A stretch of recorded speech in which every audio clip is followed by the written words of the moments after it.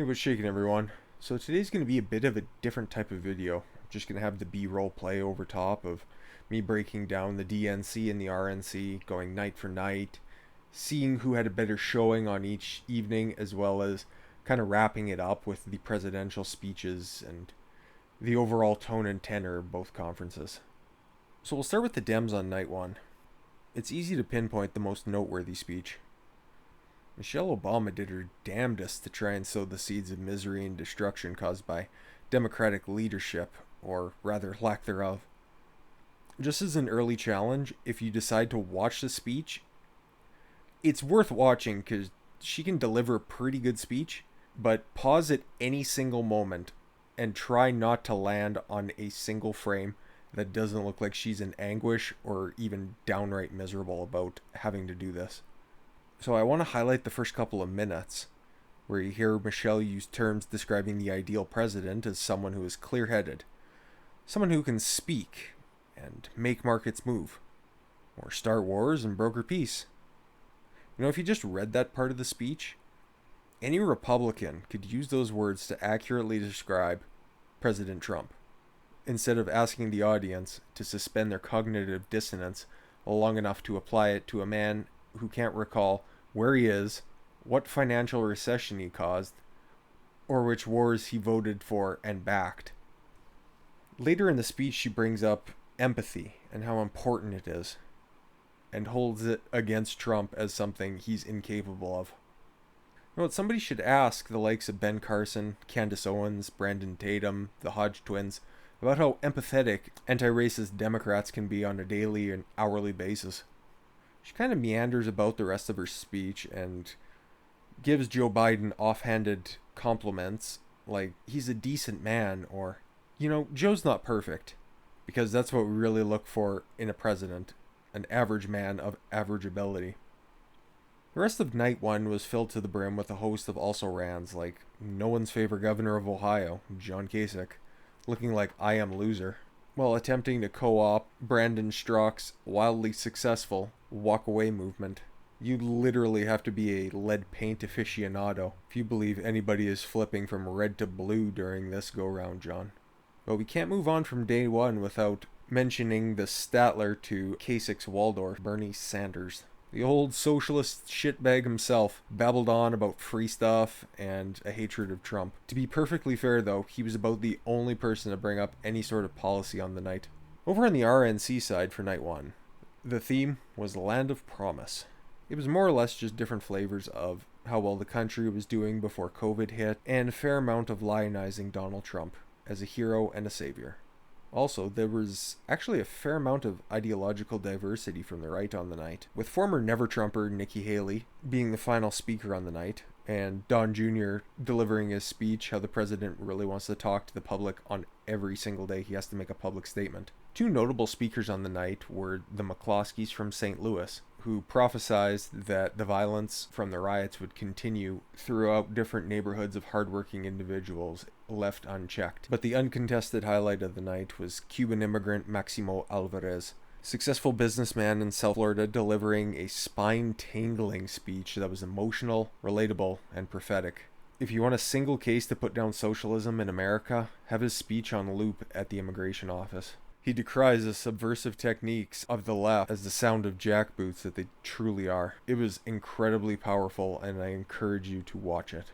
You kind of got to give it to the Republicans on the night one comparison. When you factor in the two non-politicians speaking, the McCloskeys were better than expected, and Maximo Alvarez came out of absolutely nowhere to deliver one of the most powerful speeches of all 8 days combined.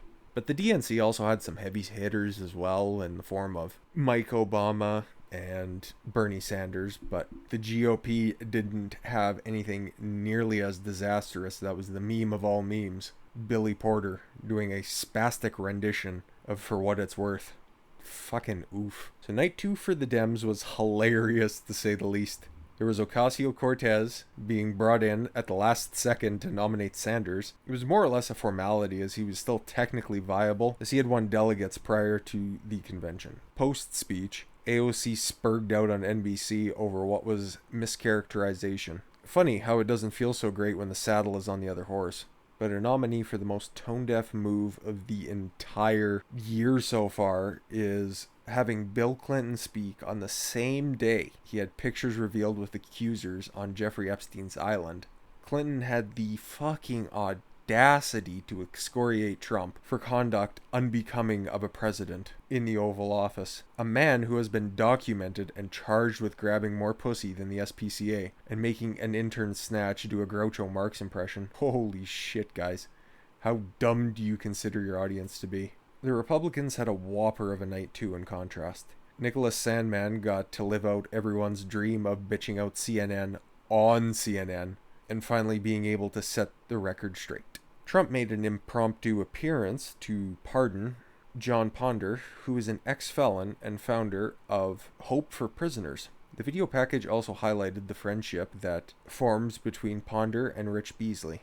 Beasley is the actual officer who arrested Ponder all those years ago. Speech of the night has to go to First Lady Melania. For a woman with an accent thicker than a bucket of frozen elephant shit, she hit an emotional home run, highlighting the immense toll Americans have faced over COVID. But instead of being a bummer of a speech like the left would have given, it truly was a well-written speech that supplied hope for the future of those affected. I recommend it. Coming down the turn on night 3 for the DNC, it was an absolute shit show. They highlighted the rest of their octogenarians. First off with Chief Running Mouth Elizabeth Warren, who delivered another I hate Trump monologue, fresh off the heels of taking part in a fucking Native American roundtable. Well, I suppose 1024th can't be wrong. Or how about the oldest looking woman alive? Thank God she's not in office, Hillary Clinton. Proselytizing the masses about how she lost and how it could happen again to Biden and Harris. Funny thing about that, do you think if Joe picked her to be the VP, that ticket would be 50 points ahead? Well, what about the blacker and less likable version of Clinton? Quite possibly the least self-aware person on earth. The second half of this doomed ticket, Kamala Harris.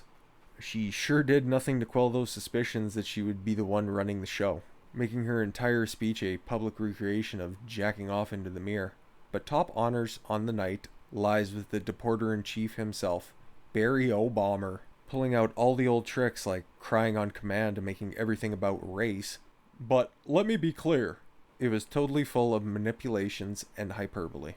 But that motherfucker's a great speech reader. Credit where credit's due. The RNC had a bit of a coast night.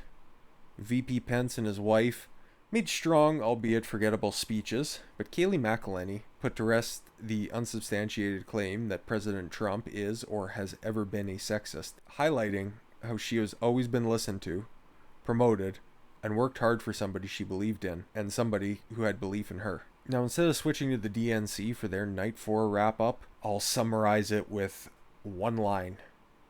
All about Joe. So, Night 4 of the RNC had the saddest, most heartstring annihilating speech I've ever heard delivered. The speech was given by the widow of Officer David Dorn, Ann Dorn. I really can't properly summarize it. Only Ann's words can properly hit you as hard as they were intended to be delivered. A one-woman wrecking crew that obliterated the peaceful protesters' narrative. Dr. Ben Carson continued to bury the Mauricism narrative with a speech as well as he could deliver it. Honestly, I kind of nodded off a little bit. His nickname is Human Melatonin after all. So last but not least, a head-to-head matchup between the two nominees for president. The DNC's Joe Biden and the RNC's Donald J. Trump. So let's look at whose speech was more effective.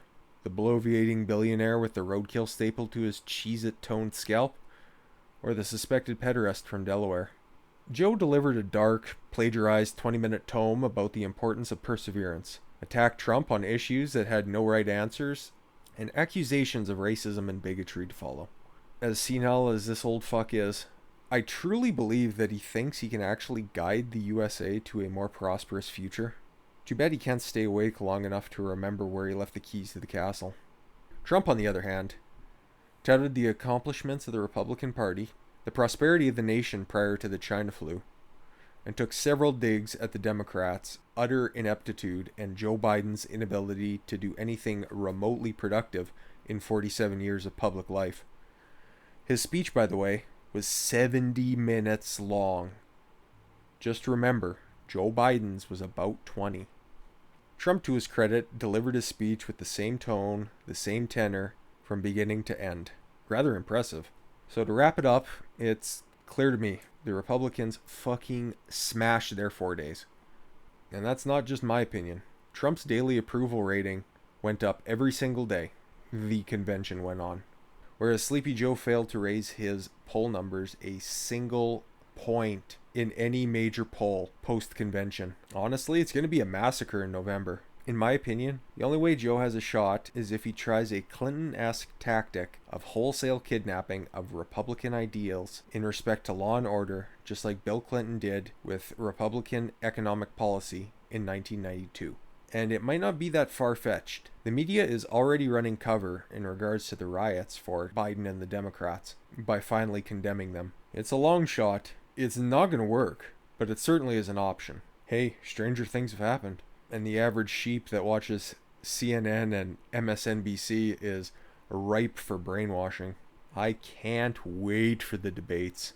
So thanks again, guys, for taking the time to listen to this, I suppose, or watching the lovely foliage flap in the wind. I kind of like doing these rant-style videos. I'll still link to any sources I used in the description below. I would appreciate your feedback if you like this type of change. I'll still be doing the more in-depth looks, but this is a nice, more freeing type of content. So ladies and gentlemen, I've been Don Khan-Swaylo. Follow your gut and get after it. Take care, everyone.